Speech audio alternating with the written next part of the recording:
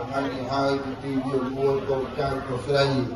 បានលោកទីកិច្ចសម្គាល់រូបកាយប្រសពលោកឧប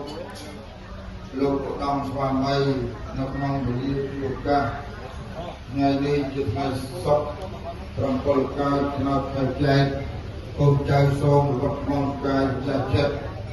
បូជាទានធូបគោរពបូជាចំពោះរូបកាយស្រស់របស់លោកឧបព្រះចិតាដែលបានទុកដាក់នៅក្នុងទានឋានអស់កាល3យប់4ថ្ងៃក្នុងឱកាសថ្ងៃនេះថ្ងៃនេះហើយជាថ្ងៃគោរពទី4ដែលលោកឧត្តមស្វាមីលោកឧបលោកឧបព្រះព្រះចិតាដែលលោកបានភ្លេចចាក់ទៅដែលត្រូវជាបងដែលត្រូវជា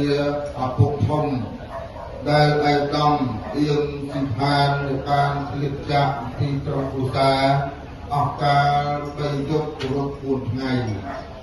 ខ្ញុំករុណាទាំងឡាយជាកូនចៅប្រុសស្រីគ្រប់រូបសូមលើកហាត់ថារៀបតបក្រាបថ្វាយបង្គំចំពោះរូបកាយចំពោះមុខលោកឪពុកពេលវេលាជាកិច្ចចុងក្រោយកូនចៅសូមអង្គុយសពលោកទៅកាន់ទីបោះសឡុករថយន្តដើម្បីដង្ហែទៅបូជានៅក្នុងទីអាវាសពុទ្ធសេមាវត្តព្រៃប្រាទៅតាមប្រវេណីនៃពុទ្ធសាសនានៅក្នុងវេលាឱកាសព្រឹកថ្ងៃសុក្រនេះហើយទាំងកូនចៅប្រុសស្រីទាំងអស់ដើម្បីពលវិចារថាតាមទាំងអស់គ្នាទេណាសីសា